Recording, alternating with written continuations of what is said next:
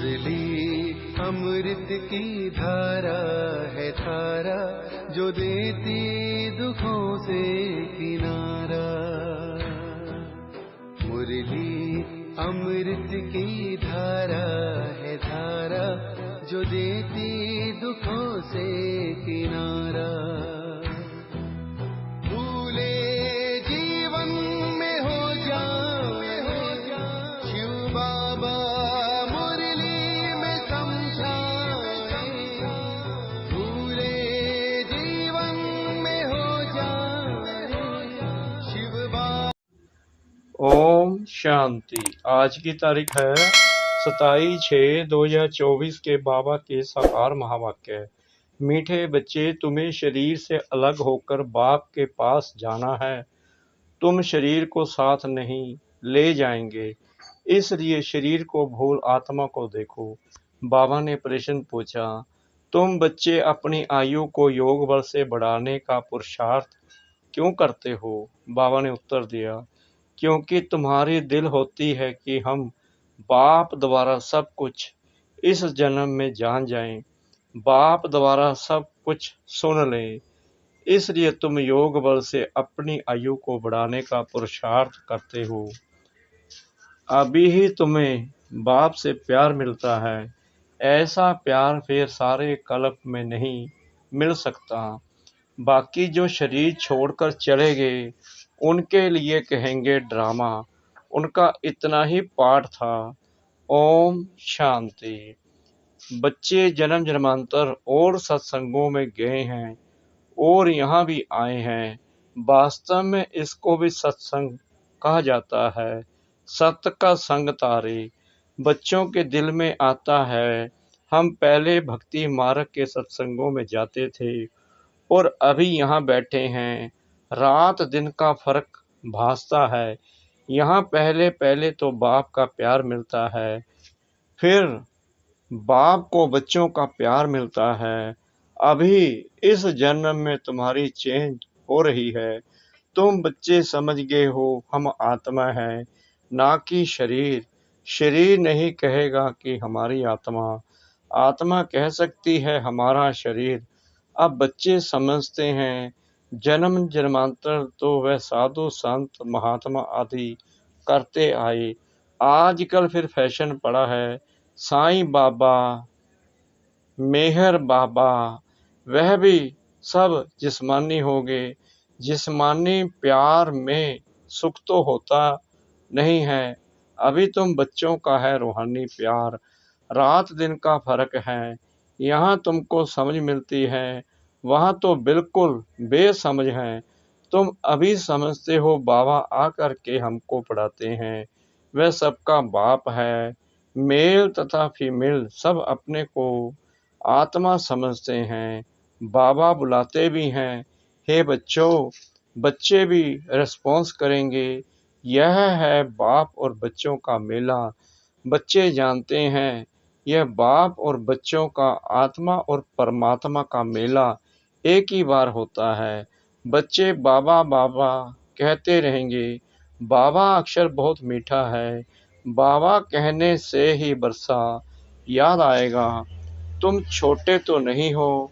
बाप की समझ बच्चे को जल्दी पड़ती है। बाबा से क्या बरसा मिलता है, वह छोटा बच्चा तो समझ ना सके। यहाँ तुम जानते हो कि हम बाबा के पास आए हैं। बाप कहते हैं, हे बच्चों, तो इसमें सब बच्चे आ गए। सब आत्माएं घर से यहाँ आती हैं पाठ बजाने। कौन कब पाठ बजाने आते हैं यह भी बुद्धि में है। सबके सेक्शन अलग अलग हैं। जहाँ से आते हैं फिर पिछाड़ी में सब अपने अपने सेक्शन में जाते हैं। यह भी सब ड्रामा में नूंद है। बाप किसको भेजते नहीं हैं, ऑटोमेटिकली यह ड्रामा बना हुआ है। हर एक अपने अपने धर्म में आते रहते हैं। बुद्ध का धर्म स्थापन हुआ नहीं है तो कोई उस धर्म का आएगा नहीं। पहले पहले सूर्यवंशी चंद्रवंशी ही आते हैं, जो बाप से अच्छी रीति पढ़ते हैं। वही नंबरवार सूर्यवंशी चंद्रवंशी में शरीर लेते हैं। वहाँ विकार की तो बात नहीं। योग बल से आत्मा आकर गर्भ में प्रवेश करती है। उससे समझेंगे कि मेरी आत्मा इस शरीर में जाकर प्रवेश करेगी। बूढ़े समझते हैं हमारी आत्मा योग बल से जाकर यह शरीर लेगी, मेरी आत्मा अब पुनर्जन्म लेती है।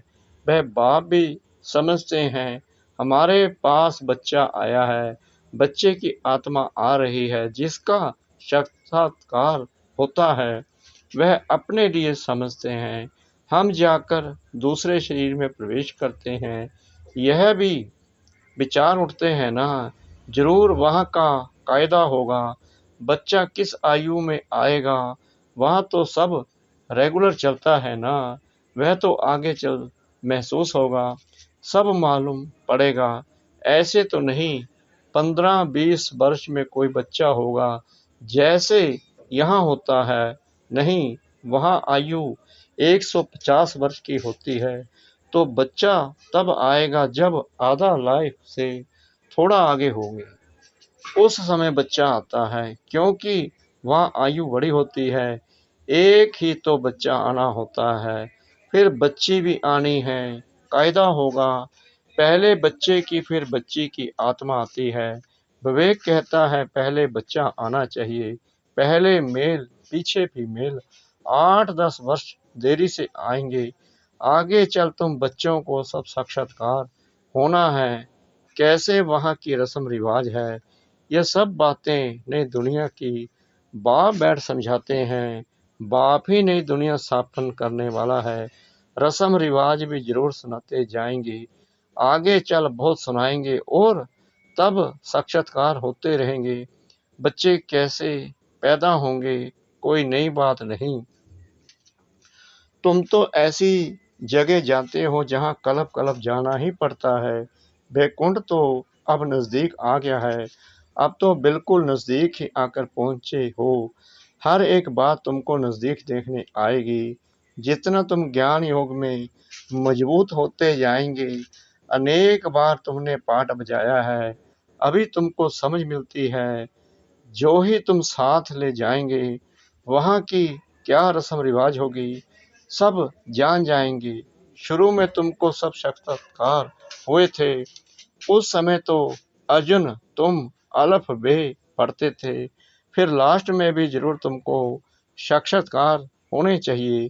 सो बाप बैठ सुनाते हैं, वह सब देखने की चाहना तुमको यहाँ होगी। समझेंगे कहाँ शरीर ना छूट जाए, सब कुछ देख कर जाएं। इसमें आयु बढ़ाने के लिए चाहिए योग बल। जो बाप से सब कुछ सुने, सब कुछ देखे, जो पहले से गए उनका चिंतन नहीं करना चाहिए। वह तो ड्रामा का पार्ट है, तकदीर में नहीं था। ज़्यादा बाप से लव लेना, क्योंकि जितना जितना तुम सर्विसफुल बनते हो तो बाप को बहुत बहुत प्यारे लगते हो। जितना सर्विस करते हो, जितना बाप को याद करते हो, वह याद जमती रहेगी। तुमको बहुत मजा आएगा। अभी तुम बनते हो ईश्वरीय संतान। बाप कहते हैं तुम आत्माएं हमारे पास थी ना, भक्ति मार्ग में मुक्ति के लिए बहुत परिश्रम करते हैं। जीवन मुक्ति को तो जानते नहीं, यह बहुत लवली ज्ञान है, बहुत लव रहता है। बाप बाप भी है, टीचर भी है, सतगुरु भी है, सच्चा सच्चा सुप्रीम बाबा है, जो हमको 21 जन्मों के लिए सुखधाम में ले जाते हैं। आत्मा ही दुखी होती है, दुख सुख आत्मा ही महसूस करती है। कहा भी जाता है पाप आत्मा पुण्य आत्मा। अभी बाप आए हैं हमको सभी दुखों से छुड़ाने।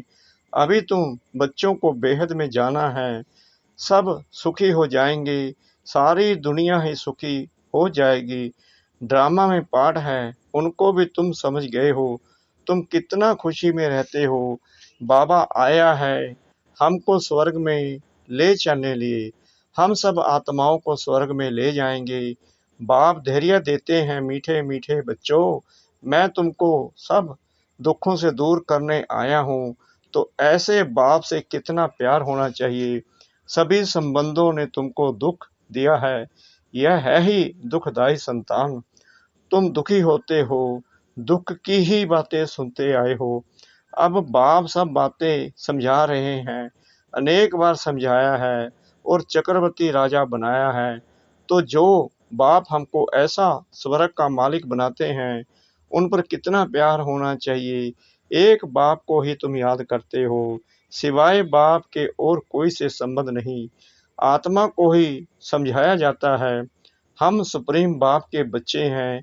अब जैसे हमको रास्ता मिला है, फिर औरों को भी सुख का रास्ता बताना है। तुमको सिर्फ आधा कल्प के लिए ही नहीं, पौना कल्प के लिए सुख मिलता है। तुम पर भी कई कुर्बान जाते हैं, क्योंकि तुम बाप का संदेश बताकर सब दुख दूर कर देते हो। तुम समझते हो इन्हें भी, यानी ब्रह्मा को भी, यह नॉलेज सुप्रीम बाप से मिलती है। यह फिर हमको पैगाम देते हैं, हम फिर औरों को पैगाम देंगे।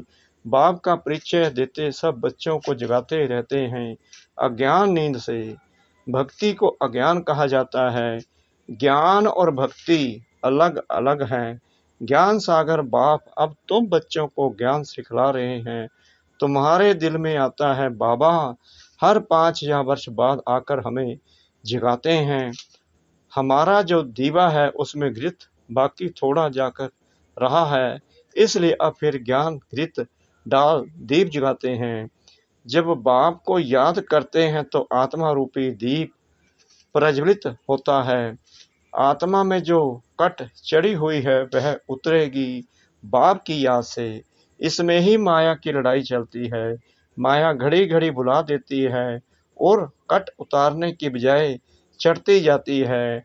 बलीक जितना उतरती थी उससे भी जास्ती चढ़ जाती है। बाप कहते हैं बच्चे मुझे याद करो तो कट उतर जाएगी। इसमें मेहनत है, शरीर की कशिश ना हो। देही अभिमानी बनो, हम आत्मा हैं। बाबा के पास शरीर सहित तो जा नहीं सकेंगे, शरीर से अलग होकर ही जाना है। आत्मा को देखने से कट उतरेगी, शरीर को देखने से कट चढ़ती है। कभी चढ़ती कभी उतरती, यह चलता रहता है, कभी नीचे कभी ऊपर। बड़ा नाजुक रास्ता है। यह होते होते पिछाड़ी में कर्मातीत अवस्था को पाते हैं। मुख्य हर बात में आंखें ही धोखा देती हैं, इसलिए शरीर को ना देखो। हमारी बुद्धि शांति धाम सुख धाम में लटकी हुई है और देवी गुण भी धारण करने हैं। भोजन भी शुद्ध खाना है, देवताओं का पवित्र भोजन है। वैष्णव अक्षर विष्णु से निकला है। देवता कभी गंदी चीज थोड़ी खाते होंगे। विष्णु का मंदिर है जिसको नर नारायण भी कहते हैं। अब लक्ष्मी नारायण तो साकारी ठहरे, उनको 4 भुजा होनी नहीं चाहिए, परंतु भक्ति मार्ग में उनको भी 4 भुजा दी हैं। इसको कहा जाता है बेहद का अज्ञान। समझते नहीं कि 4 भुजा वाला कोई मनुष्य तो हो नहीं सकता। सतयुग में 2 भुजा वाले होते हैं। ब्रह्मा को भी 2 भुजाएं हैं। ब्रह्मा की बेटी सरस्वती, उनको फिर मिलाकर 4 भुजा दी है। अब सरस्वती कोई ब्रह्मा की स्त्री नहीं है, यह तो प्रजापिता ब्रह्मा की बेटी है। जितने बच्चे अडॉप्ट होते जाते हैं उतनी इनकी भुजाएं बढ़ती जाती हैं। ब्रह्मा की ही 108 भुजाएं कहते हैं, विष्णु व शंकर की नहीं कहेंगे। ब्रह्मा की भुजाएं बहुत हैं, भक्ति मार्ग में तो कुछ समझ नहीं। बाप आकर बच्चों को समझाते हैं, तुम कहते हो बाबा ने आकर हमको समझदार बनाया है। मनुष्य कहते हैं हम शिव के भक्त हैं। अच्छा, तुम शिव को क्या समझते हो? अभी तुम समझते हो शिव बाबा सब आत्माओं का बाप है, इसलिए उनकी पूजा करते हैं। मुख्य बात बाप कहते हैं, माम एकम याद करो। तुमने बुलाया भी है, हे पतित पावन आकर हमको पावन बनाओ। सभी पुकारते ही रहते हैं, पतित पावन सीताराम, यह भी गाते रहते थे। बाबा को थोड़ी मालूम था कि बाप स्वयं आकर मेरे में प्रवेश करेंगे। कितना वंडर है, कभी ख्याल में भी नहीं था। पहले तो आश्चर्य खाते थे, यह क्या होता है, मैं किसको देखता हूँ। तो बैठे बैठे उनको कशिश होती है, ये क्या होता है। शिव बाबा कशिश करते थे, सामने बैठो तो ध्यान में चले जाते थे। आश्चर्य में पड़ गए, ये क्या है? इन बातों को समझने के लिए फिर एकांत चाहिए। तब वैराग्य आने लगा। कहाँ जाऊं? अच्छा, बनारस जाता हूँ। यह उनकी कशिश थी जो इसको भी कराते थे। इतनी बड़ी कारोबार सब छोड़कर गया। उन विचारों को क्या पता कि बनारस में क्यों जाते हैं। फिर वहां बगीचे में जाकर ठहरा। वहां पेंसिल हाथ में उठाकर दीवारों पर चक्कर बैठ निकालता था। बाबा क्या कराते थे, कुछ पता नहीं पड़ता था।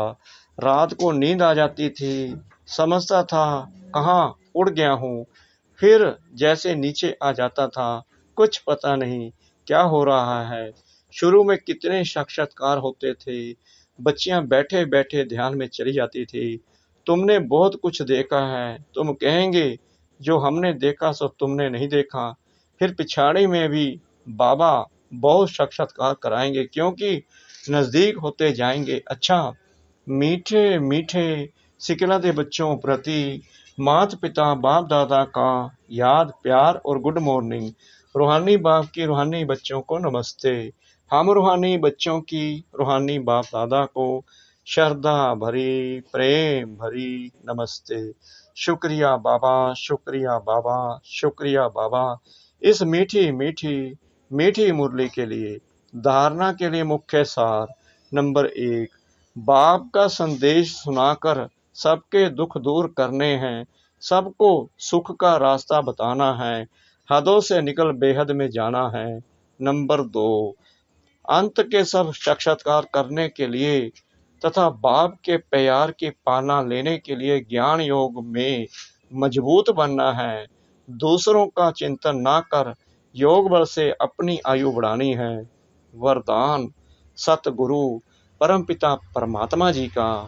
अलवेलेपन व अटेंशन के अभिमान को छोड़ बाप की मदद के पात्र बनने वाले सहज पुरुषार्थी भव। कई बच्चे हिम्मत रखने की बजाय अलवेलेपन के कारण अभिमान में आ जाते हैं कि हम तो सदा पात्र हैं ही, बाप हमें मदद नहीं करेंगे तो किसको करेंगे। इस अभिमान के कारण हिम्मत की विधि को भूल जाते हैं। कईयों में फिर स्वयं पर अटेंशन देने का भी अभिमान रहता, जो मदद से वंचित कर देता है। समझते हैं हमने तो बहुत योग लगा लिया। ज्ञानी योगी तो आत्मा बन गए, सेवा की राजधानी बन गई। इस प्रकार के अभिमान को छोड़ हिम्मत के आधार पर मदद के पात्र बनो तो सहज पुरुषार्थी बन जाएंगे। स्लोगन। जो वेस्ट और नेगेटिव संकल्प चलते हैं उन्हें परिवर्तन कर विश्व कल्याण के कार्य में लगाओ। जो वेस्ट और नेगेटिव संकल्प चलते हैं उन्हें परिवर्तन कर विश्व कल्याण के कार्य में लगाओ। ओम शांति।